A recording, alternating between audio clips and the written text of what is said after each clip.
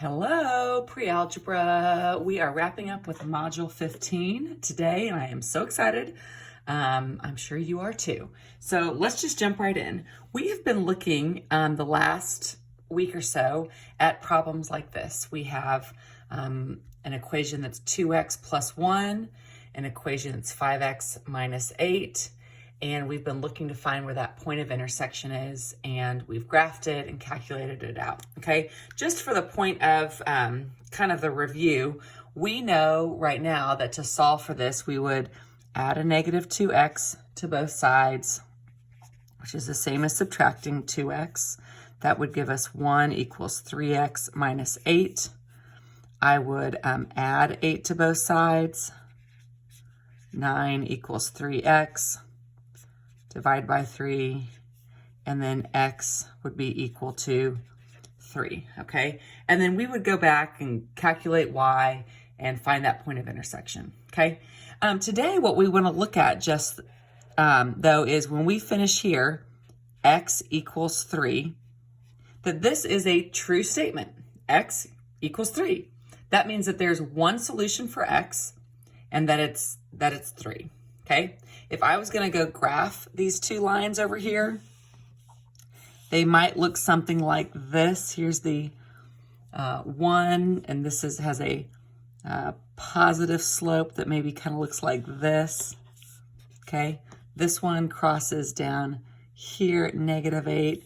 It's a little bit steeper, and it's going to cross up there. Has a point of intersection, okay? We are gonna say that this is the kind of problem that has one solution, okay? We have one solution, we solve for it. X is 3, this is a true statement, we're good to go, okay? The graph would look like two lines that are intersecting at one point. So that's really important. It's two lines, they're intersecting at one point. How do I know that this has one solution? It has one solution because I can tell that these are both functions.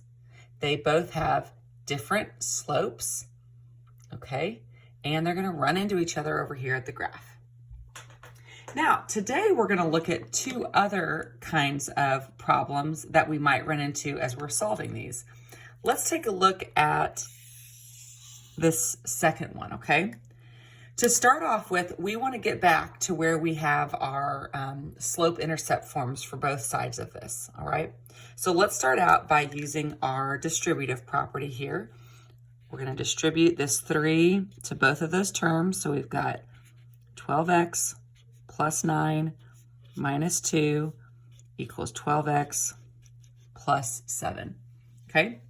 Once we do that, we can go ahead and combine like terms. Look at this.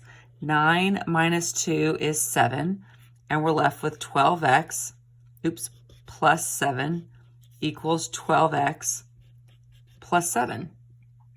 Well, you guys, this right here is a true statement. In fact, if I went further and said minus 7 from both sides, I'd end up with 12x is equal to 12x. Which is still a true statement, okay? Both of these are true statements. 12x plus 7 does equal 12x plus 7. These are identity statements, okay?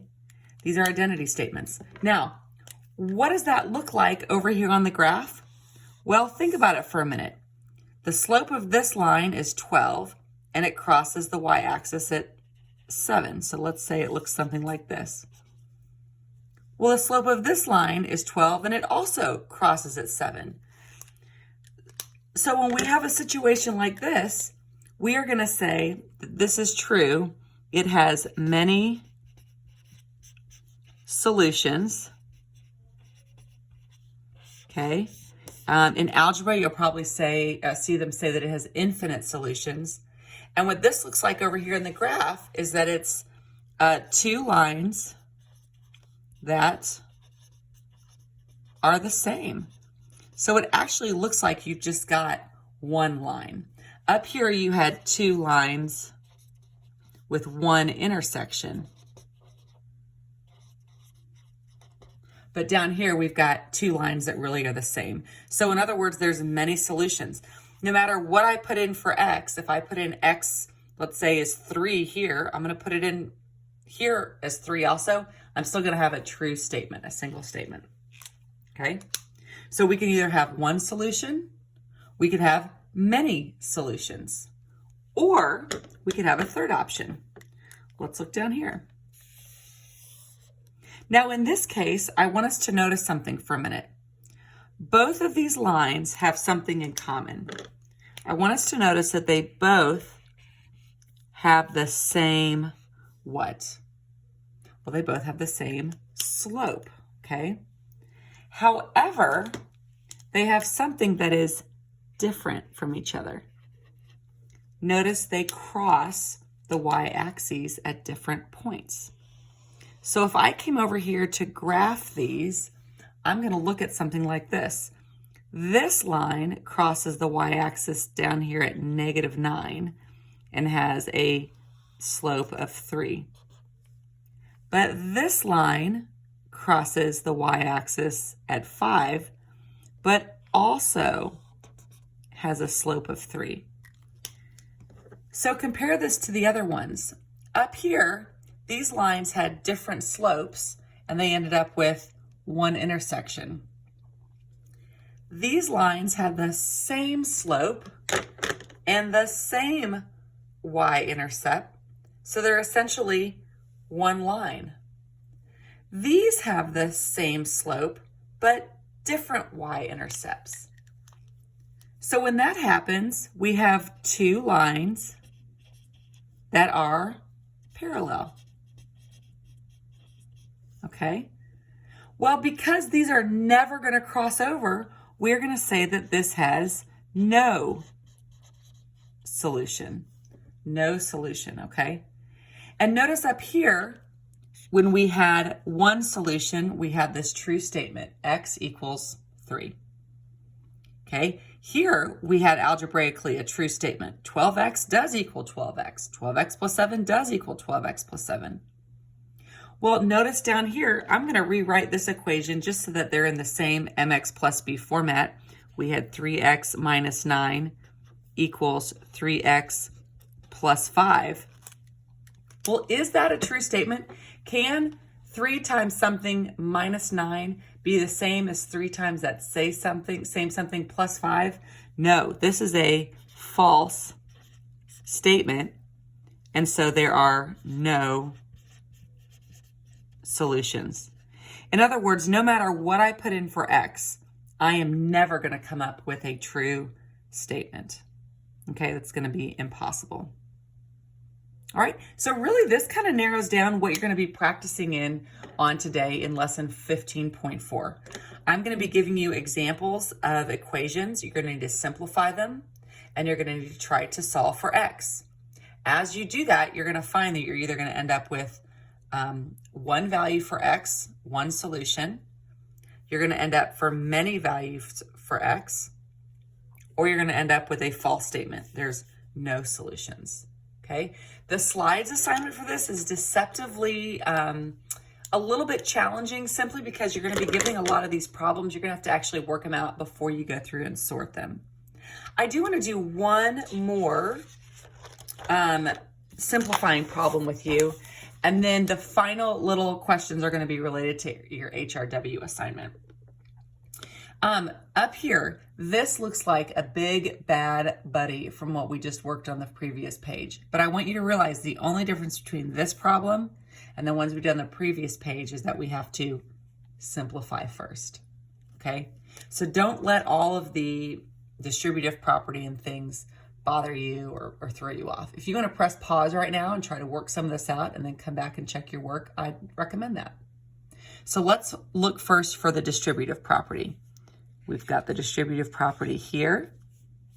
We've got the distributive property here. Okay. I mean, if I just keep this as it is, I probably can't easily tell whether this is no solution, many solutions, or one solution. So I've got to simplify it down. That's why I want to do that. So I've got negative 3x A -3 times a -1 is a +2, plus 8x, and then 8 times -3 is a -24, equals 6x plus 7 minus 5x. Okay, we're finished with all the distributing. I'm going to go through now and combine like terms on the one sides. And just to kind of help make these pop, I'm going to go through and mark my terms. I've got a +2 and a -24. Okay, those can be combined. And then I've got my -3x and my +8x. Well, -3x and +8x leave me with 5x. A +2 and a -24 leave me with -22. Okay, then I'm going to go to the other side. This +7 is just going to be by itself. I can't combine it over here anywhere. But notice 6x minus 5x leaves me with just x plus 7. Okay, now right now it looks to me like more than likely this is going to be a one solution problem because look, I've got two different slopes, I've got two different intercepts. So I know right now this is probably going to be a one solution problem. Now my question is, what is that solution? So I need to go a little bit further. I'm going to subtract x.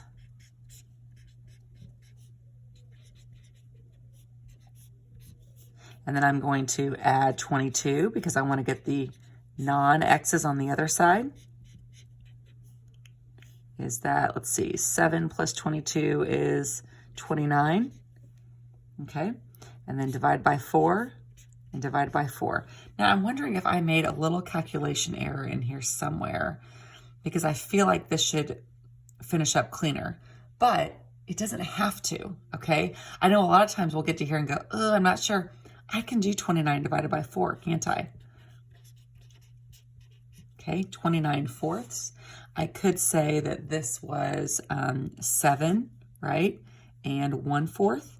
Any of those would be fine. But this clearly is just one solution, okay? All right, so last one I want to look at, you're going to see some of these on your My HRW assignment. You're also going to see some of these on the quiz on Friday. I want you to finish this statement, okay?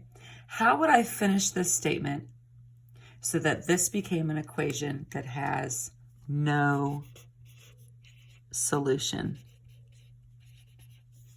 How could I do that? Well, right now, they both have 3x in common. So think back to your graph. Remember, something that has no solution has the same slope, right? But different what? Different y-intercepts, yeah. So let's say that this y-intercept was maybe 1. We're going to say that this y-intercept is maybe -2, okay? That would be a fill in the blank to make this no solution. Well, how about this one? What if I wanted this one to be many solutions? Or maybe infinite solutions. That's another way you're going to see that, okay? Well, remember, many solutions or infinite solutions was a graph that essentially looked like it was just one line. Well, for it to look like it is one line, it has to have the same slope and the same y-intercept. 2x minus 4 is equal to 2x minus 4. Okay, so you'll see a couple of those on HRW. You don't have to overthink those or anything. That's exactly what they're talking about. All right. You guys reach out to me if you've got any questions. I'm happy to clarify as I need to. Take some time and get that homework number 13 completed. It is due by Thursday night. Talk to you later.